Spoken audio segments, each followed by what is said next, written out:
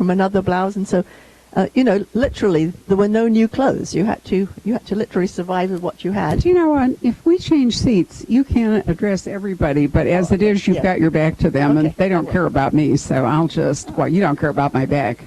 So here we are. I, too, am wearing my 1930s outfit. Oh, I am. Well, it's the best I could do. Oh, yeah. It's that pajama look. Yeah. And, this was the ration book that everybody, I know that you were rationed in America, but nothing like in England. People literally had a quarter of a pound of meat per person per week. Small, that's if you could get it. Right. Sometimes it was whale meat.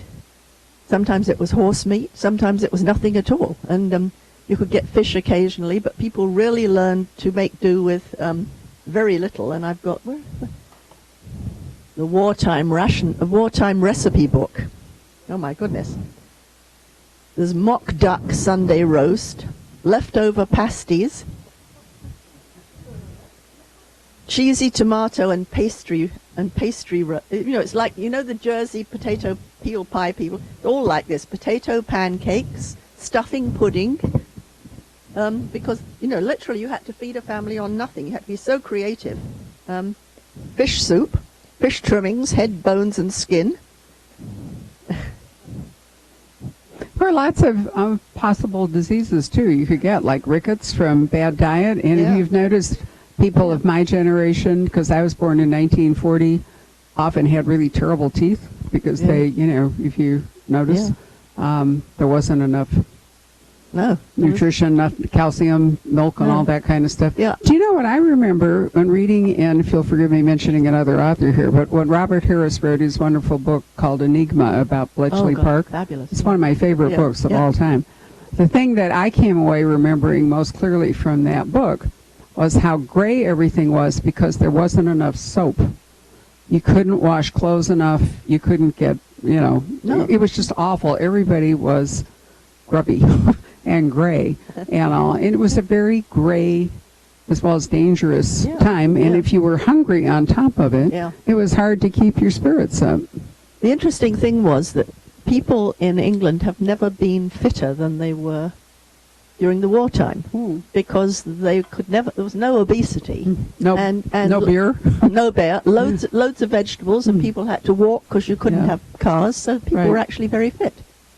On point. Does anyone here read the New York Times or the Wall Street Journal? No, I start my day there. All right, so here's the article on the front page. Colon cancer has increased something like 30. I saw that, And the reason is that people are not exercising, they're not eating well, they're sitting at their computers, and, obesity contributes to it, but just the lifestyle that, the point is that for a long time you didn't even have to have a colon exam until you were like 55 for cancer. They're talking about dropping it to 35. Because there are people now in their 30s who are getting colon cancer and don't discover it and therefore die. So you're right that, the lifestyle, walking and eating vegetables and all the rest of it probably made things better. But let's get off this dismal topic. All right. And let's say, first of all, congratulations on the publication. This is very exciting to have you here for the first day. And you have a new venture with a new publisher. I do, yes. And they've treated you very well. They have treated me very well, yes. This book has had a long genesis. Way back in, I think, probably 1999 or 2000, I had the idea for this book or something very similar to it, and I showed it to my then agent, the first few chapters, and she said, A, nobody was interested in World War II. And B, she thought it was insulting and trite to write about British aristocrats when so much terrible was going on in Germany. So I put it aside. But it kept nagging at me, and I kept thinking that really was a good story. And then I got to a stage where I thought, I had established my career enough that I could look at it again. And also, I'm doing series, and when you're doing two series, you're stuck with, however nice it is and however much I enjoy them, I'm stuck within the confines of those characters and those, and the sort of situations that they can be in. And I thought, I wonder if I'm ever going to get to World War II with Georgie, because we're now up to 1935. We've still got a way to go. No, I won't go quickly. So I thought, I'm going to look at that again. So I did look at it again, and I showed it to my then agent, my now agent, who, being brilliant, said it was wonderful. Which is why she's your now agent. She's my now agent. We all knew that. Yeah. Okay. And so I wrote about half of it and showed it to my publishers, who said, "Oh, that's too different from Georgie. That's too different from Molly." So my agent said, "There's someone else who's dying to work with you." And that was Lake Union. That's one of the Amazon companies. And they have treated me very, very, very nicely. Apparently, there's a very large bouquet of flowers arrived at my California home today. Well, I wasn't there to get it, but it did arrive. My son, luckily, was there and took it in and said, "Look what just arrived for you." And I said, "Oh, well, I'm not here." But yeah, I've had an outside publicist of my own for 6 months, and I have a concierge to look after me at the publishing company. It's rather nice. Yeah. And the flaw in that is that not all independent bookstores are willing to have anything to do with Amazon. Yeah. So Rhys and I had lunch, and very nervously, she said to me, "Well, my position has always been that if we have a relationship with an author wherever they go, and whoever publishes them, we will continue to have that relationship." Yeah. And Thank so, you. Yeah, thank you. it's there are a number of authors who've chosen different paths than conventional publishing, and that's what we're here for, right? Yeah. Is to support them. I want to get Robert Dragoni to come back and see us. Oh, One of my favorite people. Oh, yeah. And, He's he's lovely, the bestseller with Amazon. He is, and yeah, Simon yeah. & Schuster did everything they could to destroy his career. So by not paying attention. Yeah. So there we are. In any case, In Farleigh Field, why is it called that? It's a nice title. Well, the stately home on the cover, it's about the Earl of Westerham and his family, the central characters. And the place they live in, the house they live in, is called Farleigh. And we went through, so I can't tell you how many titles and covers we went through for this book. The art department kept coming up with new covers saying, "Well, just take a look at this one, and then how do you like this one?" And also with titles. To start with, when I was writing it, I called it Green and Pleasant Land, as the song, "Till we have built Jerusalem in England's green and pleasant land." And they said, no, that didn't quite do it. And they said, we wanted something maybe slightly more thriller-esque.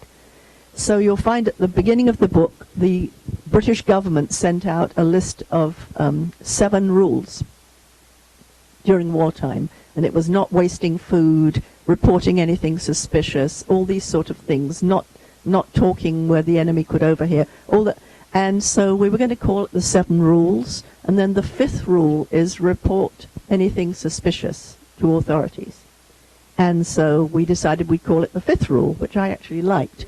And then Amazon said, no, that doesn't give the wonderful Downton Abbey sort of feeling to it. And so that would have been a whole different discussion 10 years ago. They wouldn't have cared at all. And so we want the stately home to sort of come in the title. So I sent several titles, and my agent came up with Daughters of England or the Farleigh Sisters, and all these things got tossed around for months. And finally, I thought In Farleigh Field has that feel of In Flanders Field. It says wartime. When you see it, you know it's wartime. So everybody liked that. So that's why we wound up with that. And this cover, if you look at it and you hold it up next to All the Light We Cannot See and The Nightingale, you'll find it's very similar. I wonder why. But anyway, I'm really happy with the end result is really beautiful. I think it's a lovely cover. Well, you've created a first because they have published it as a hardcover and a paperback simultaneously. Yeah. It's our History Club pick and hardcover, and it's our History paperback pick. And the paperback, it's the only book that we've ever come across where we could do that. Yeah, so thank you for another first. Oh, thank you. It was, when they said they were going to do hardcover, I was amazed. I didn't know they did it. And they said, you obviously have fans who collect you in hardcover. So that was, they don't do a lot. Marcia Clark gets a hardcover and a paperback, and you also, but most of the time it is just paperback. Just the paperback, because obviously Kindle is the big thing for them. So right. Yeah. All right, so we have the family, I'm going and to take this off. It's most annoying. okay.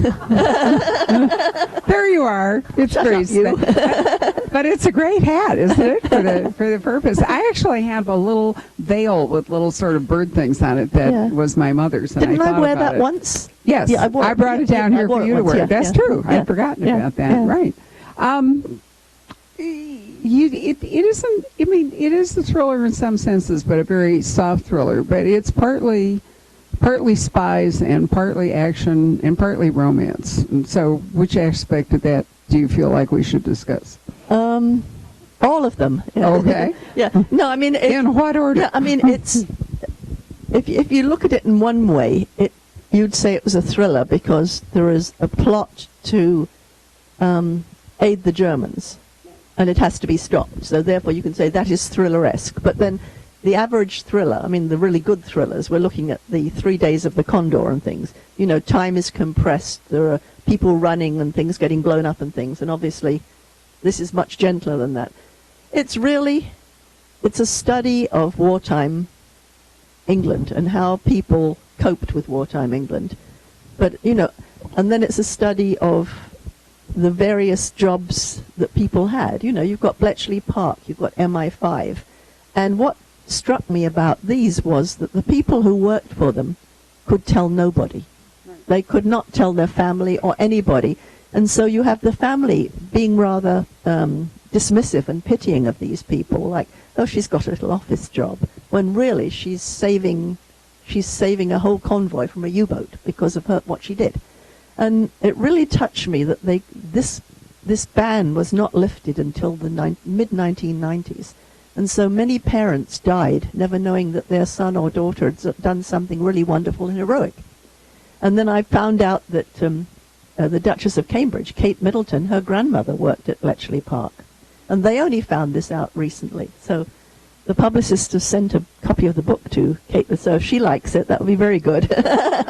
Even better, she's photographed carrying it. Yeah, right, yeah. Michael Connelly, you know, one of his books was photographed with Bill Clinton walking to the airplane with a copy of Michael, and made a big difference. So, well, it happened to Jackie Winspear. That's how she sort of got a tremendous boost, was they interviewed Laura Bush, and they said, what are you reading right now? And she said, I'm reading Maisie Dobbs by Jacqueline Winspear.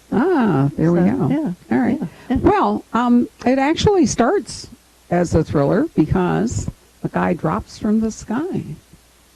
And Yeah. this is the setup. We can talk about this. Yes, we can, yeah. All right. Yeah, someone falls from the sky into Farleigh Field because his parachute does not open. And he's wearing the uniform of the Royal West Kent Regiment, who have been stationed at this. They've taken over most of the stately home. And so the family that lives in it is having to suffer with just one dining room and probably only 10 bedrooms. You know, it's terrible hardship. And a skeleton, you know, probably a couple of maids and a cook, and I mean we're down to real minimums here. But anyway, so he falls. He's wearing the uniform, but when they look at it, there are little tiny things that's wrong with it. The cap badge he's wearing is the cap badge that they had in World War I. And the horse on it has a slightly thinner neck than the current one. And so as they look, they come to the conclusion he is not one of the Royal West Kents. He has nothing on him at all in the way of identification, except he has a photograph in his breast pocket. And it's a photograph of a landscape somewhere in England. And so the whole question was, well, obviously, is he a spy? And who was he sent to contact? Because having no money or anything on him, somebody nearby would have had to take him in and send him on the next step of his journey. So the question is, who within an easy walking distance was he sent to contact? So geographically, where in England are we? We're in the Kentish, right near the North Downs of Kent. Right. So we're near the coast.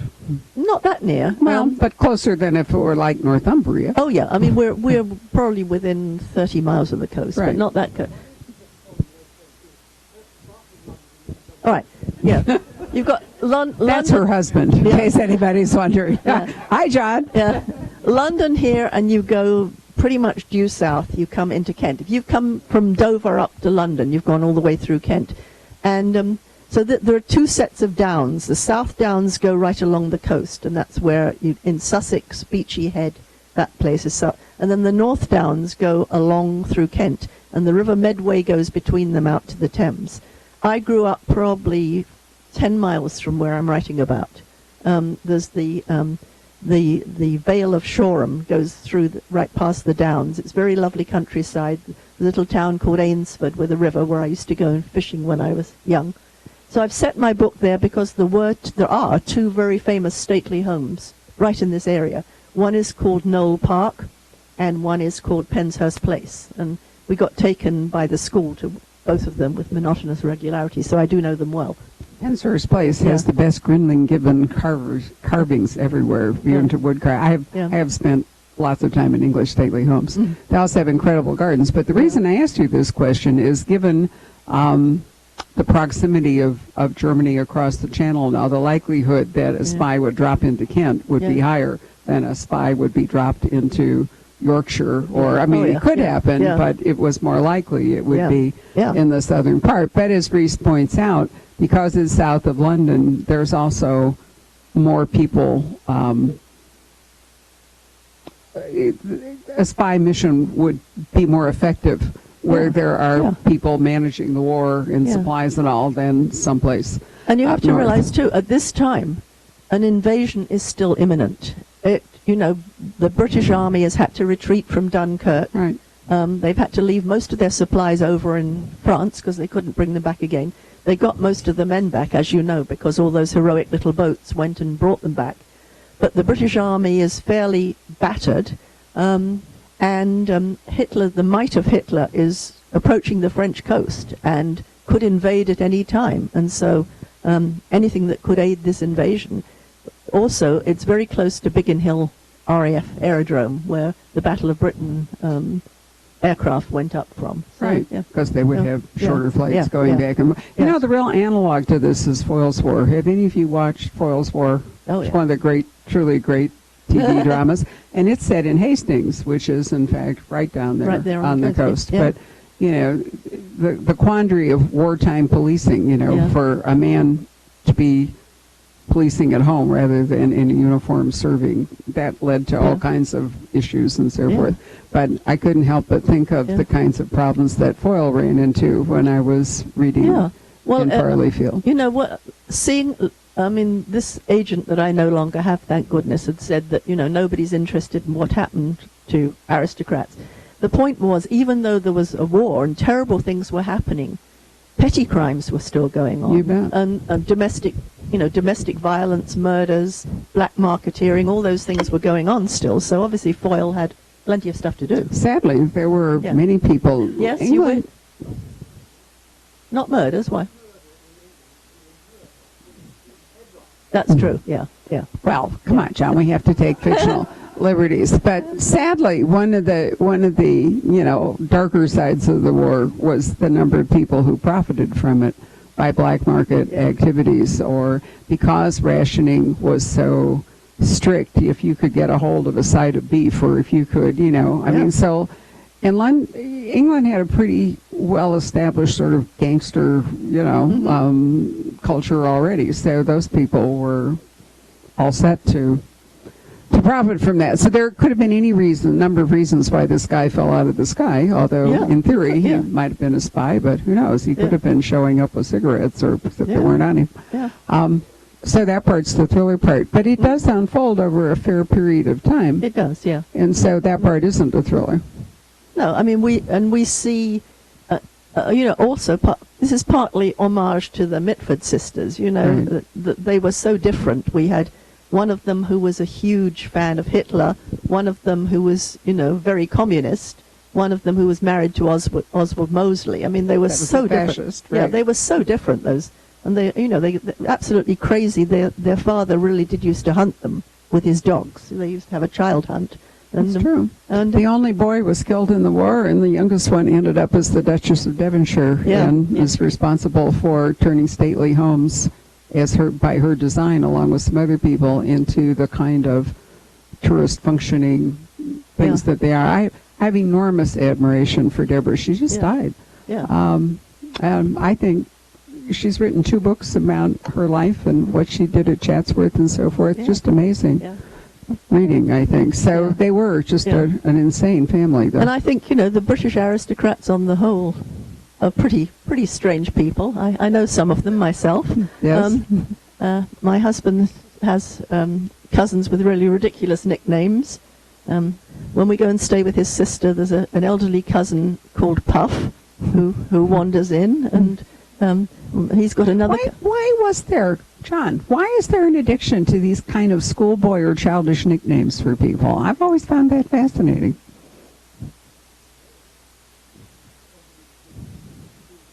Just kept them from school? Yeah. Okay. Well, I mean, the ones he really does have a cousin called Fig, and I don't know where that came from. Mm-hmm. But her sister is called Dude, and spelt D-U-D-H, and that was because they grew up in India with an Indian farmer who looked after them, and she used to want milk a lot. She was a very greedy baby, and that milk in Hindi is Dude, and she used to go Dude. So she's always been Dude, and. It's always strange. You hear someone saying, "Oh, it's Fig coming over, it's Puff coming over," and it's Really? Yeah. Okay. So, meantime, on the ground, we have Western daughters, more than one, but one of them, in fact, goes to Bletchley. Yeah. And of course, she's had to sign the Official Secrets Act, so she can't tell anyone what she's doing. No, they think she's just, she's doing office work for some government agency somewhere who's been sent out to the countryside. So, they don't. When she's home and she hears that the gamekeeper's son's ship has been torpedoed, she gets very agitated. She thought, if I'd been there, perhaps I could have helped save that.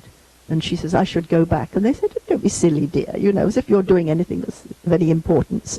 But so I wanted the 5 sisters to be really different. So the oldest one, Livy, has done her duty and married very well. Only she's married a viscount, and he's now serving the former king who's abdicated, the former Edward VIII, who has been sent over to the Bahamas. To get him out of the way. Because he was a huge fan of Hitler. And so he's carefully close to the American coast where they can patrol a few submarines around him, So anyway, the fact that he's over there makes you wonder if he's also a huge fan of Hitler. So that's her husband. The second daughter, Margot, is in France, and she went over to study fashion design with someone who sounds an awful lot like Coco Chanel. And she's stayed on because her lover is a French count, and he's working with the resistance, so she's now in big trouble, but can't get home. And then there's the third daughter we focus on most, who's Pamela, who is the one who's working at Bletchley. And then there's Diana, who's called Dido, and she is 18, and she's furious because she's not going to get her season. So she feels she's been cheated out of her life because she's stuck at home in the middle of a war. Her father won't let her go and do war work, and she's bored out of her skull. And she's a very bright and very energetic young woman, and no good can come of this. So. And then there's 12-year-old Phoebe, who is very much an afterthought. Diana tells us she was a mistake. And she's stuck at home with the governess, and again has a very bright and lively little mind, but, completely lonely and stuck until she teams up with a boy who's been evacuated from, a Cockney boy who's been evacuated from London and who has now been staying with the gamekeeper. So the two of them form a great detective team, I think. Yeah. Now, is there a son at the house? There's no son. No right. Sons. 5 daughters, no. But in adjacent property, there are sons. Adjacent property, yes. There is the son of the Prescotts. He's a city financier and very wealthy. And their son, Jeremy, is the sort of dashing young man he's been an RAF ace. And he's been shot down, and he's in a prison camp in Germany. So the war for him has virtually come to an end, and we don't know really at the beginning whether he's alive even.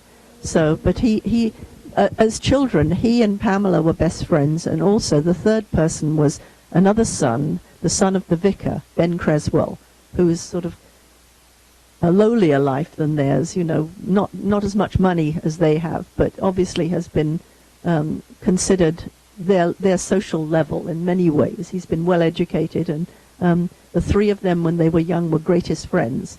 And Ben and Jeremy are best friends. And he is now working. He was in a plane crash before the war. I'm not going to tell you why, but he was. And he is working for MI5 and can't tell anybody. So they think, oh, poor Ben, he couldn't be in uniform. And he's having to suffer what anybody who wasn't in uniform had to suffer. Every time he goes out, someone would stop him and say, why aren't you fighting like our brave boys? Was that the White Feather, or was that World War I? That was World War I, yeah. Oh, yeah. okay. All right. But a conchi, a bleeding conchi was right. People that, and so when he tells them, he said, I'm sorry, I was in a plane crash. Immediately they think then RAF, oh, I'm sorry, sir, Right.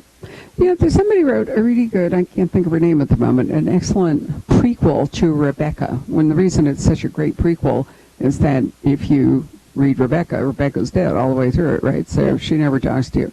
In the prequel, she actually gets this section of the book. But what it made clear was that in counties, there were only a few great families, so to speak, right? Yeah. And so the children kind of grew up together and very often determined the whole shape of their lives. They tended to form friendships or marry and the whole bit.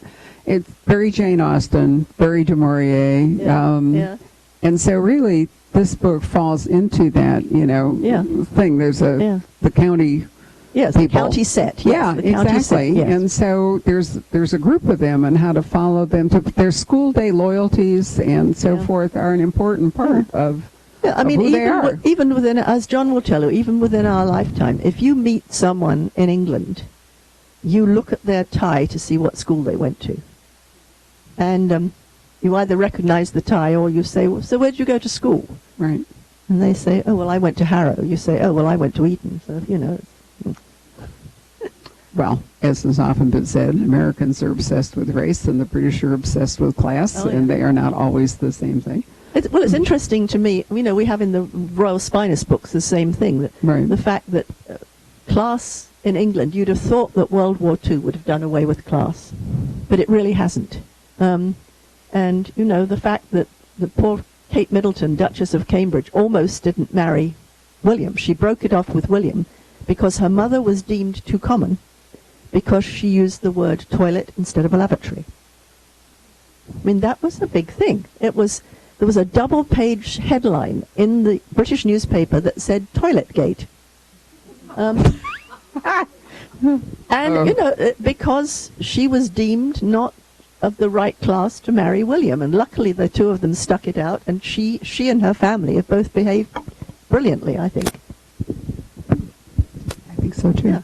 Right. Well, we can't say a lot more about the book without don't want to give away. It has I know this exciting beginning, and then off it goes. And now you will always think about the 5 Reedsdale sisters. Yeah. Right. Yeah. Because if any of you read about Unity and Diana Mitford, Jessica Mitford, Nancy Mitford, Unity Mitford, and Deborah Mitford. Yeah. And if you haven't, you should. There are lots of books about them, but you really should look them up because they are an extraordinary group of women. And Nancy's books. The Pursuit of Love and Love in a Cold Climate were two of my favorite books for years. Right. Jessica, I think it was, that came to California.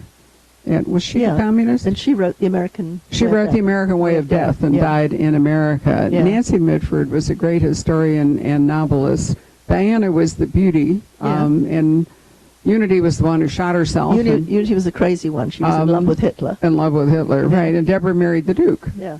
So, it's just, if you made them up, no one would absolutely ever believe them. Mine are much more sane than any of those. They are. No, they really are. It's hard to imagine. Rob and I decided we were getting tired of watching contemporary drama, so I suggested to him that we order the old Lord Peter Wimsey's from Acorn TV. Yeah. Now, there are 2 sets, okay, and this is an important distinction. All the not romantic Peter Wimsey's, the 4 with Harriet Vane, are Edward Petheridge, and he is terrific, okay? But all the other ones were Ian Carmichael, who is absolutely terrific. But they have recreated that world of the 20s and 30s with the cars and the clothes and the behavior. And one of them, I'm trying to remember which title it is. It's like this whole sort of cocktail cocaine set that, and I'm serious, that were wild in London, and it really, reminded me that we think we have an edge on, dissolute behavior or something. We couldn't hold a candle to these people. No, and I mean, and also with this set, the bed hopping was considered a normal sport. They would. You'd go for a weekend at somebody's house, and whose room you wound up at night was nobody's business.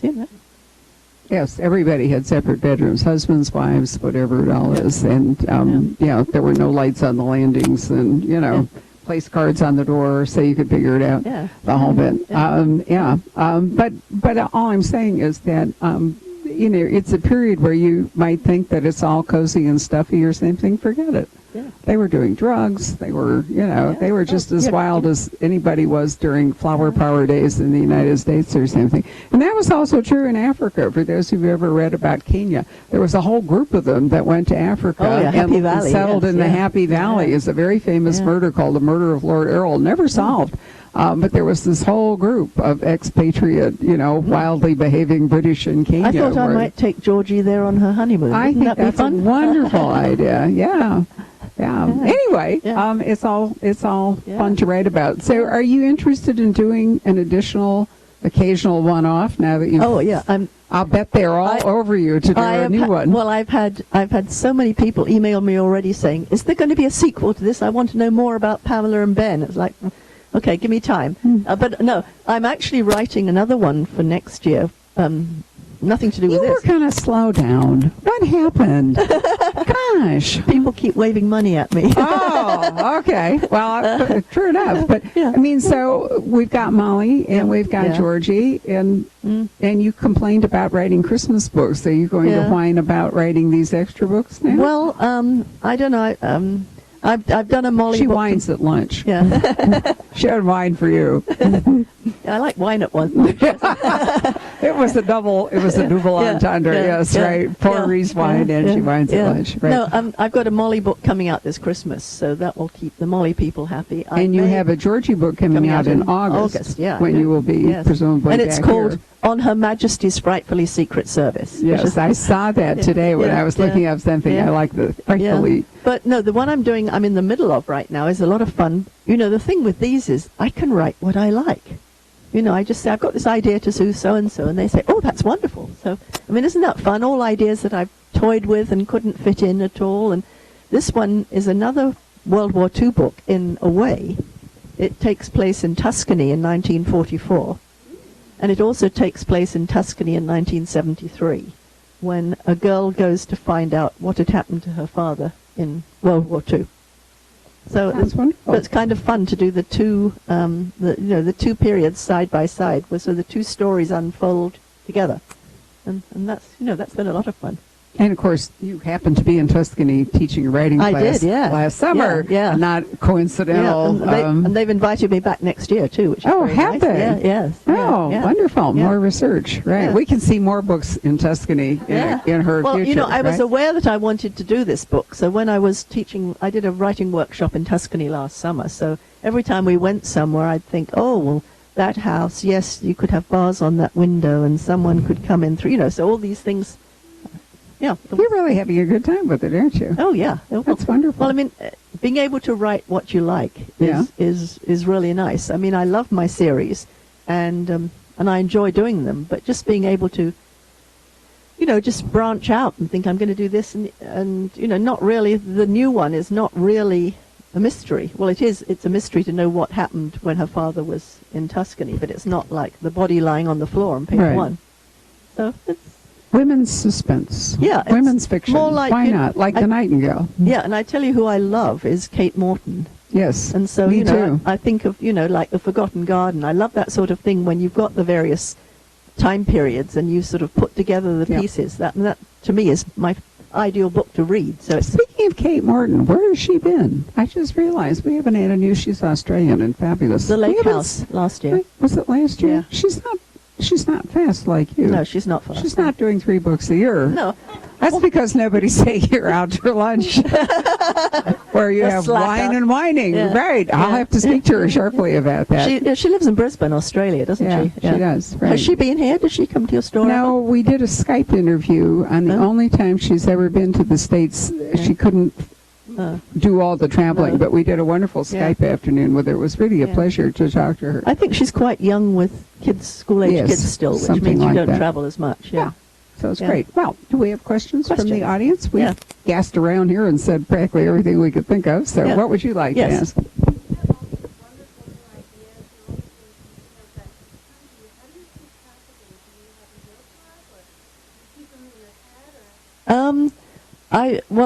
When I've had an idea like for this, I actually did. I did several chapters and jotted down some notes in the past, and I had them on my computer. And when I get a new computer, I move old ideas to the new computer always. So I've always got those things.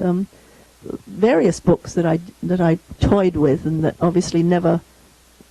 Either sometimes you can have an idea and it's a great idea, it's a premise, and when you look at it, you can see this can never work through well. And I think that's why some books fail, because they go to their publisher and they sell it on the premise. I've got this great idea. How about these twins separated at birth? And then you realize there's no satisfactory ending to this. So some of those stories were like that. But, others, the Tuscan one I had quite extensive notes on too, and questions to myself, what if she found this and what if that happened? And so, then when I was in Tuscany last year, a lot of those crystallized, because I'd look around and think, well, that would be the monastery on the hill that was bombed, and You raised such a good point. When Manette Walters was at the height of her fame after the sculptress, she toured the United States and she came here. And I've always remembered it was a really great evening, but she said something that I think is so true. And she said, a book should have an end as good as the beginning. Yeah. But all too often it doesn't happen. Oh, yeah. Sometimes you read It's something. much harder to finish a book than to start a book. Well, don't you read sometimes, you read a mystery, and then when it gets to the end, you go, Right. was that it? Yeah. She killed it because someone else got to be a cheerleader and she didn't? I don't think so, I think it happens more often with thrillers, actually, than mysteries. That, it's just a tremendous dynamic, but at the end, unless, it's the fate of the world hanging upon, one rugged member of a SEAL team or something. That's what I'm going to write next. Right. Often disappointing. Right. All right. Yes.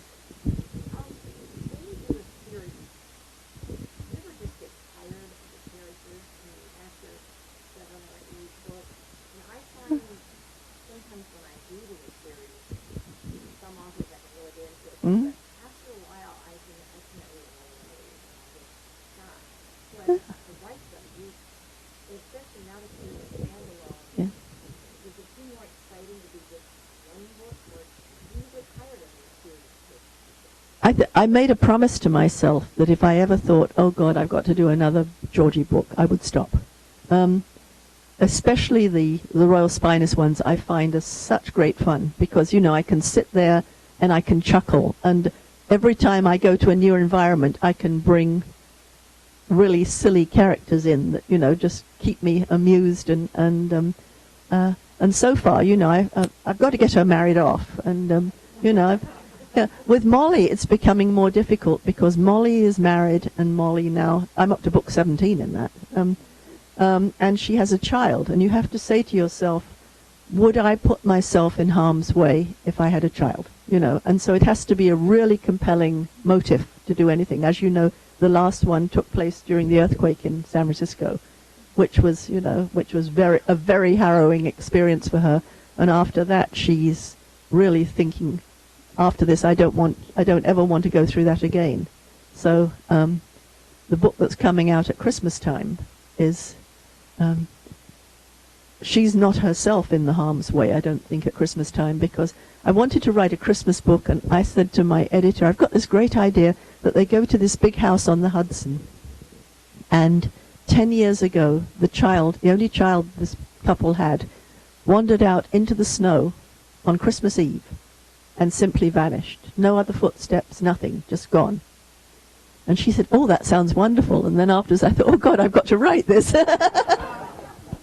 Got to come up with a plausible answer. Did you actually have an answer, or did No, you I didn't. No, I just see? There we go. It's easier to start a book than come up with the Yeah, ending. actually, it's quite a good story, but it really took me a lot of thinking. I'll bet.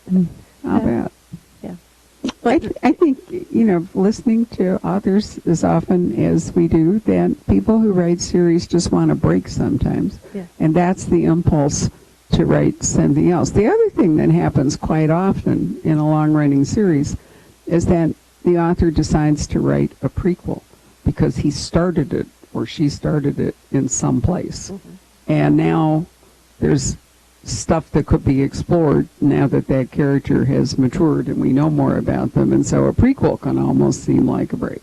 Yeah, Tara Black did that last year. A lot of people have, yeah. Michael, and so there are ways that series people can do things, but I find that authors who go off and write something else often come back to the series with renewed energy and enthusiasm.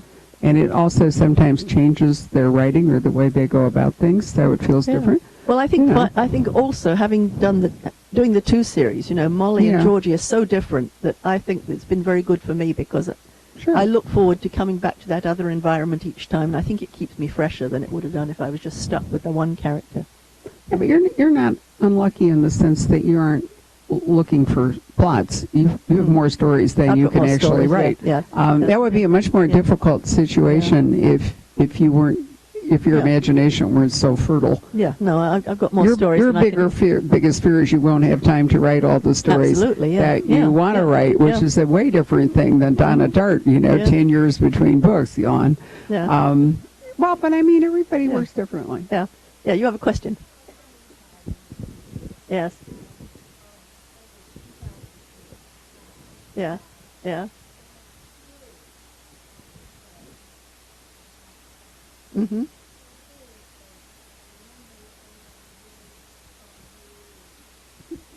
What? No, actually, it was probably the opposite. I had a lonely childhood.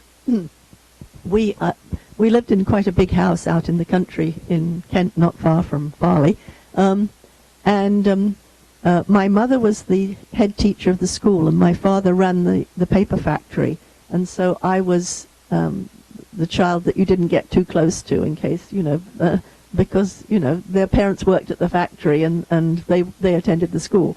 So I was quite lonely, so I created all these scenarios for myself. I lived in this make-believe world quite a lot of the time, and when I was very young, I was always a princess or a fairy or something. Then when I was older, I was Patsy of the circus for several years, and I erected this trapeze in our orchard, and I used to do the most ridiculously stupid things on it. I mean, I would hang by one foot, and I would, I never fell off actually because Patsy didn't fall off. So, but I did create this world for myself, and I went to a very academic school, and actually, I would say it was the opposite of encouraging me until I got to the last years, and then I had an English teacher who really got it.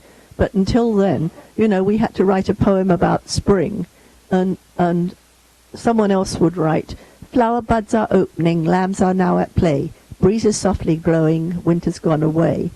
And I would write, "What is spring other than a crushed crocus?" And they'd say, "No, it doesn't rhyme,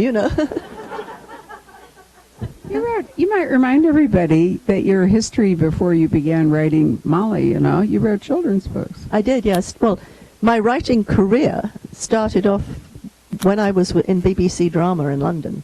And I went there right after college, and I was working in BBC Drama. And I'd be working on a play, and I'd think, if I'd written this, that ending's very weak. I wouldn't have had that ending. So I went home and I wrote a play. And with the bravado of a 22-year-old, I walked down the hall to the head of drama, and I said, "I've written this play." And a few days later, he called me in and said, "Yes, we like this, we're going to do it." That easy as that. And that was terribly, it was a radio play, because in those days, we did wonderful radio in England. And it was terribly,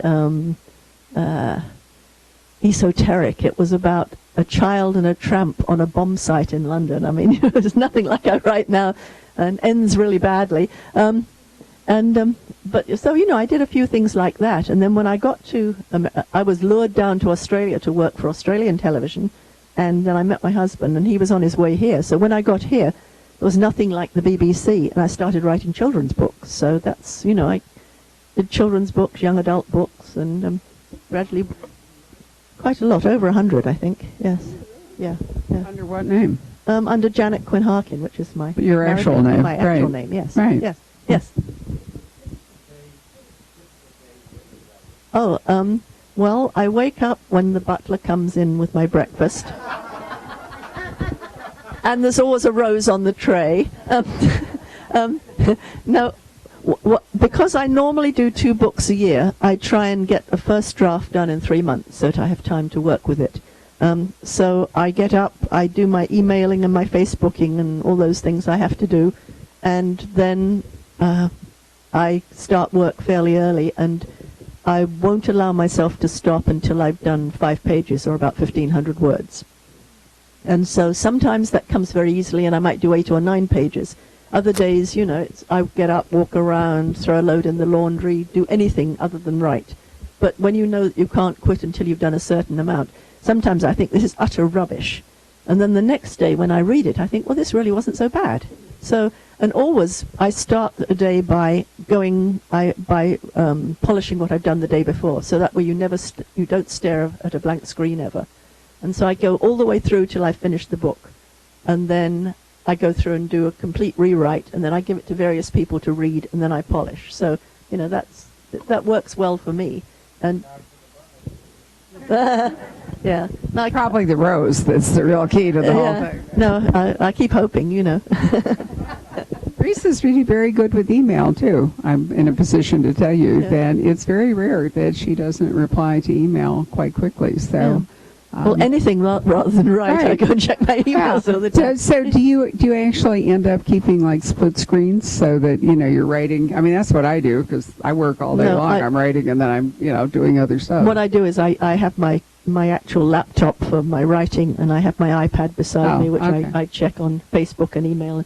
The last month I've been checking Amazon stats a lot because... Are you falling into that trap? Well, I've been number 1 on Kindle for a month, so who could not enjoy that? Oh, there you are. Wow. Nice. And also I was the number 1 author on Amazon for quite a few days, and I'd look up and go, it goes Rhys Bowen, J.K. Rowling, George Orwell, and James Patterson.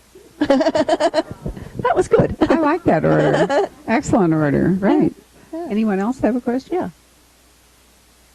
Yes.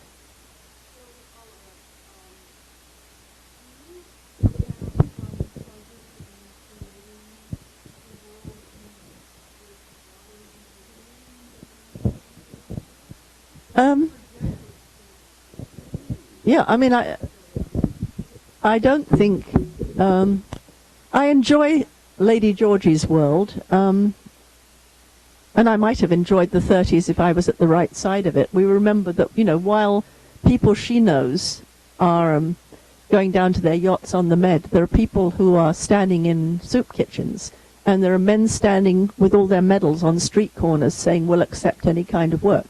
There was this huge dichotomy between, the rich and the haves and the have-nots. The interesting thing about both Molly, who's early 1900s, and Georgie is, if you went to that world, you would feel quite at home because a lot of things are very modern. And then you would remember in Molly's world that you couldn't vote. So there were things, and also you in New York, you couldn't own property. Your husband could beat you. Your husband could have you committed to an insane asylum. So there were various things you wouldn't want to be with. So it might have been fun to have been, to have been one of the daughters of the rich and gone down to the Med for the winter and that sort of thing. Would have been fun too to, have someone come and bring you tea in the morning, get you dressed, and that all those lovely Downton Abbey dresses would have been nice, wouldn't they? As Dinah can tell you, it took it for granted that you would have a maid. A lot of the things she has you can't get on yourself, would have 24 little buttons down the back. Just it was assumed you had a maid to dress you. So And World War II, I wanted to write about that, not because I'd like to be there. I was born in the middle of it. I don't remember anything really, apart from I'm still freaked out if I see searchlights, because obviously that must have meant something really bad to me as a baby. But my father and my uncles were all abroad fighting, and then I remember those very austere years after the war. But the reason that it's so fascinating in so many ways is that it was the last time to me that we had a clear sense of good and evil. Every war since then has been clouded in greyness of whether we're doing the right thing. In England, in World War II, nobody doubted that they were doing the right thing. It was a case that evil must be stopped or it would swallow the world. And I think everybody in England was prepared to make any sacrifice necessary to make that happen. And that's what I wanted to get across in this book, that, everybody was in it together. Yes? What do you see for the future of the book and bookstores? Have you kind of gone to the dark side? Oh, come on. I went to some trouble to say it wasn't the dark side. Yeah. You've gone to, on Amazon. Yeah, which, yeah. The likelihood of bookstores like this, there's not many of them left. No. I have a son who's 42. He doesn't read books. He listens to Mhm. audiobooks. Yeah. But you don't need a bookstore for audiobooks. We sell audiobooks. I know what I'm saying. Yeah. Very, Yeah, I think Barbara will tell you that there's actually a resurgence of brick and mortar bookstores, because people... We're on track to do 20% better this year than last year, and last year was a record. So in point of fact, ebook sales have dropped dramatically, and print book sales have truly risen. And people are finding bookstores to be a place where you can go and have civil discourse. Yeah. We have civil discourse in this bookstore. If anybody starts a rant, I'm going to hit them with a microphone. I am the only person allowed to make snarky remarks. No, I'm serious. It's Yeah. a safe place, and Yeah. it's a fun place. You can come with people, and And you get champagne and cake. that too. Yeah, free food. I've never discounted free food as part of the whole deal. But seriously, there is a renaissance, in them. Yeah. And Amazon, we all have to figure out what to do with it. I will say this, that as a bookstore, they make you a better deal than any other publisher if you are willing to work with them. And there are many authors who did not succeed for one reason or another, or like Rhys, were unable to sell an idea for one reason or another to a publisher. And because Amazon's pockets are so deep, they are willing to take chances. And so I think they're doing, on the publishing side, a very good thing for a lot of people. So I'm supportive of that, although I'm really opposed to their business tactics. Yeah. That's Yeah, true, but yeah. you can't go to Amazon and sit down here and talk to Rhys and get your book signed Yeah. and eat cake. Yeah.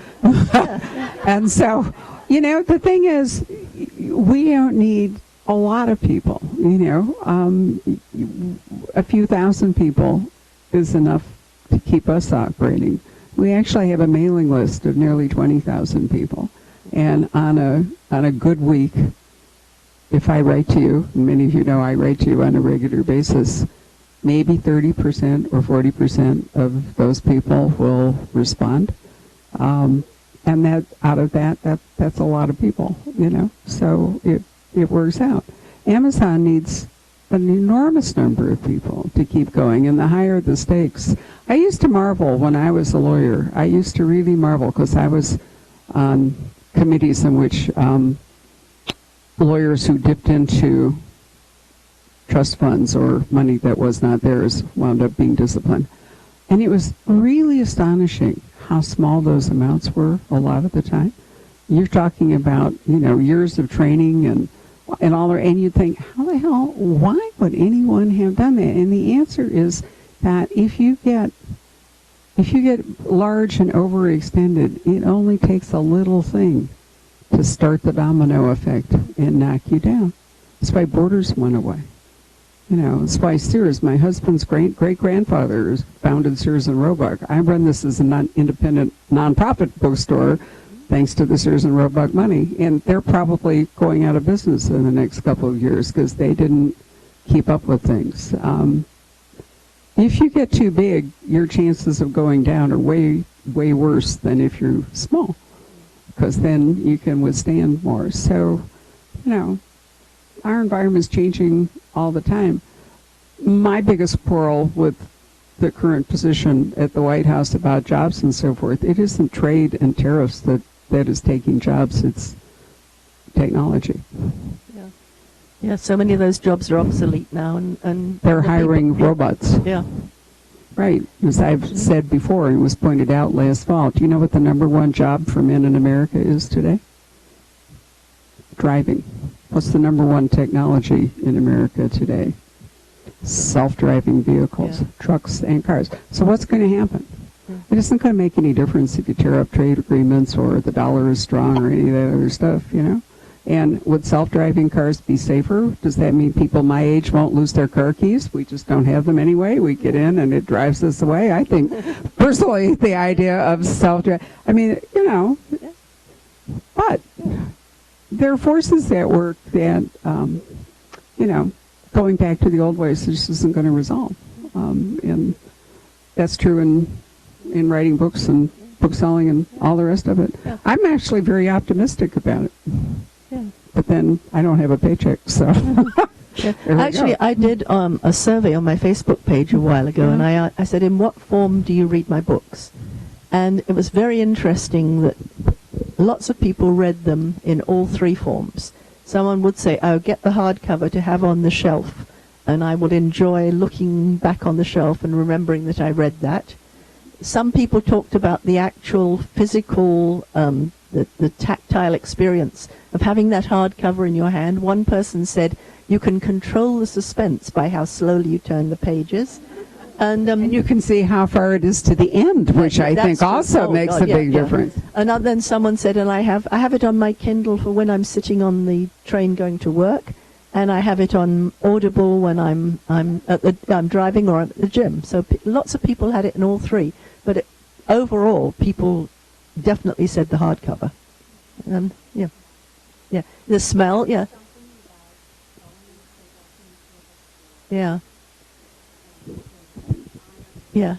And you know what someone said? She said, you can't press flowers in a Kindle. And I thought that's so nice, because I do. When I'm on vacation or something, if I pick a wildflower, it's always between the pages of my book. That's a really good point. But I will also say that I would like to encourage stodgy publishers. Amazon may get ahead of the curve here. I think that they should bundle books. I think that when you buy the book, there should be a URL that comes with it that you peel it off, and then you have access to the audiobook. And I'll tell you why. We don't live in a commuter city. But on the East Coast and in places, or BART and people in San Francisco and all, that would be ideal. And then you would listen to the audiobook while you're commuting and, come home. You can't do that driving around Phoenix. You can listen, but you can't read a digital book. You can listen to an audiobook. My guess is that more audiobooks are sold in Phoenix than more digital books are sold in San Francisco. How can I say that? That's the digital capital of the world. But let's pick a commuter city, Boston maybe, or something. Where people are. Yeah. Yeah. Sure. Yeah. Right. Exactly. Yeah. And I think it's great that there are that many platforms, because basically they're all just delivering the story. Yeah. It doesn't really. Yeah. The story's the same whether you're listening to it or reading it electronically or it's a print book. And Amazon allows you to go between. If you've got the Kindle, you can listen to it for a while. You can. It only costs you a little bit extra to get it on the audio, and you can go between. You can listen to it for a while, and when you're fed up with listening, you can go back to reading again. Oh, I didn't realize that. Yes. Sorry. Yeah, you do. Well, that's Audible, not Amazon. Yeah. No, I've had really good readers for all my books, and they. I understand that J.K. My husband has been through the entire Harry Potter series on his treadmill, because he thinks that whoever the voice is, it's Jim Dale. He's great. Yeah, God, listen to him for the voice, so you can have audio fans, for that kind of thing. My royal spinist, Catherine Kelgren, she gets nominated every year for the Audio Award for my books. Right, And which is wonderful. she won about 3 years ago. So as the final question, Yeah. since we know what Yeah. you're doing, is there anything new on the video front? Yet another story delivery system we haven't Yeah, mentioned. well, no, there's nothing new. They renewed the option, CBS renewed the option for the Constable Evans series. Okay. But I've heard nothing about it. And the Royal Spinus movie is still, they asked to extend it for another year. And Right. I still have heard nothing about that. So, who knows? In their case, they actually bought the product. Oh, yeah? It wasn't just an option. They paid for it. Oh, so okay. I've got money, but just I haven't got the movie. So Now when I look at you, I see dollar bills coming out of your ears. All right, you get to treat for lunch on Monday. I will, All right, I will, there we go. I will. Well, I think that we should move to the giveaway part of our program yes, if we've okay. answered all the Yeah. questions. So we have numbers 1 through 18. Now, the book I'm I going... have a giveaway too. Oh, you have a giveaway too. Yeah. Splendid. All right. Well, let's start with this one. This is a book that is coming out at the end of this month. It's my first Mystery Club pick for April. I thought I wouldn't like it because anything that starts out with a TV news producer, I automatically go irk. But it turns out to be a really fabulous book. It's written by a woman who actually was a TV news producer in Washington.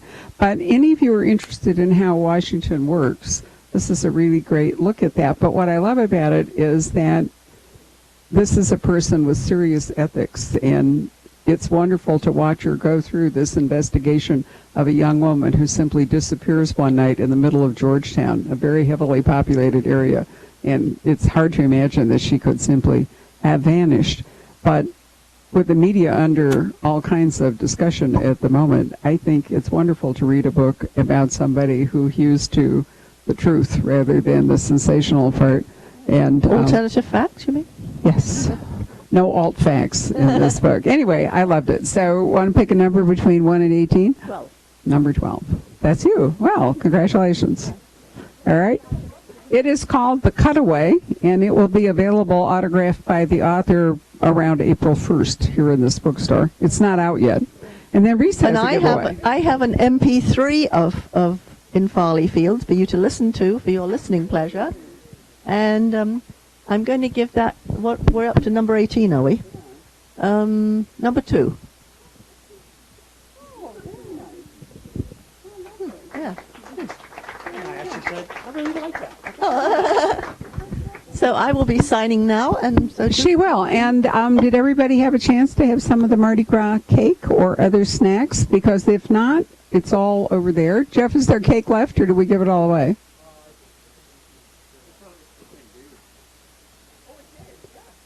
Oh, that's right. You're absolutely right. For today, it is St. David's Day. All right, but there's still some snacks over there and things to drink. And if you guys would stand up and fold up your chairs and lean them against the wall, Rhys and her hat will depart.